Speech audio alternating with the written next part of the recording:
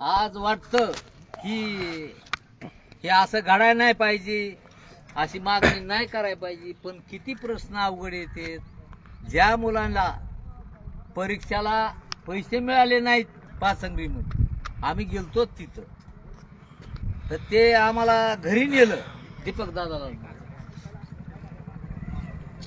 त्या माणसाने फाशी घेतली, पैसे नाहीत भरायला बापाने, ह्या जरांगेनी पाटलांनी असं आज 6 महिने झालं उपोषण केलं। आज महाराष्ट्रभर लोक पाहतात की त्यांनी आपल्या जीवाची पर्वा केली नाही, आणि जे रेषा असती त्या रेषेच्या बाहेर शब्द माणसाचा झुकत असतो, पण नाही झुकून दिला। मी कौतुक करतो त्या माणसाचं की माणूस बळबळत असतो, कसला माणूस बळबळतो, पण त्या माणसाने मी म्हणायचो की ही लग्न कडीला जाणार नाही, पण त्या माणसाने कसलाही तडा जाऊन दिला नाही। काल एका माणसाचा मी शब्द ऐकला, ती चुकीची गोष्ट आहे।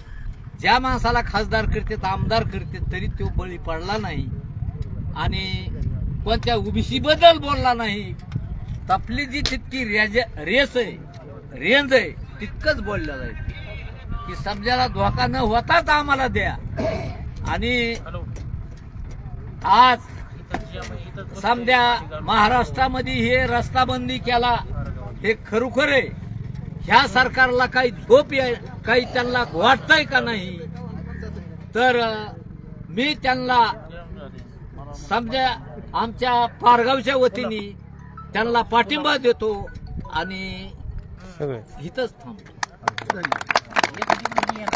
नमस्कार, आज मराठीमध्ये आपलं स्वागत। मराठा योद्धा मनोज जरांगे पाटलांनी सगळे सोयरेबाबत ठोस भूमिका सरकारने घ्यावी या मागणीसाठी राज्यभरात रास्ता रोकोचे आवाहन करण्यात आले होते। त्याला पाठिंबा म्हणून बीड जिल्ह्यातील ठिकठिकाणी अशा पद्धतीने रास्ता रोको आंदोलन करण्यात आलं।